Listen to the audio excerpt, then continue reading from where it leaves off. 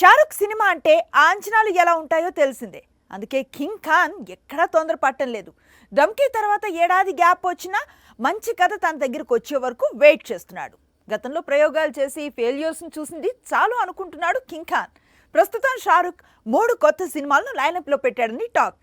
ఒకసారి ఆ లిస్ట్ చూసొద్దాం పదండి. 2 ఏళ్ల క్రితం ఒకే ఏడాదిలో పఠాన్, జవాన్, డంకీ రిలీజ్ చేసి బాలీవుడ్ కు టెరిఫిక్ కంబ్యాక్ ఇచ్చాడు king Khan.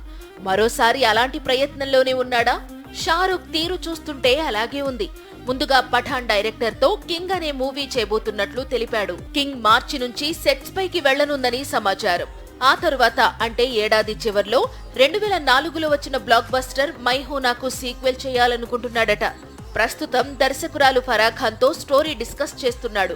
Farah sequel story line బాగా డెవలప్ చేసిందట. వీటితో పాటు పఠాన్ సీక్వెల్ లోనూ షారుఖ్ నటించాలి అనుకుంటున్నాడు. చాలా వరకు కింగ్, మై హూనా సీక్వెల్స్ కంప్లీట్ అయిన తరువాత పఠాన్ సీక్వెల్ పట్టాలెక్కే అవకాశాలు ఉన్నాయి. మరి ఈ 3 కొత్త చిత్రాలను ఒకే ఏడాదిలో తీసుకొస్తాడా లేదా కాస్త అటు ఇటుగా విడుదల చేస్తాడా అనేది మరికొద్ది రోజులు ఆగితే క్లారిటీ వస్తుంది.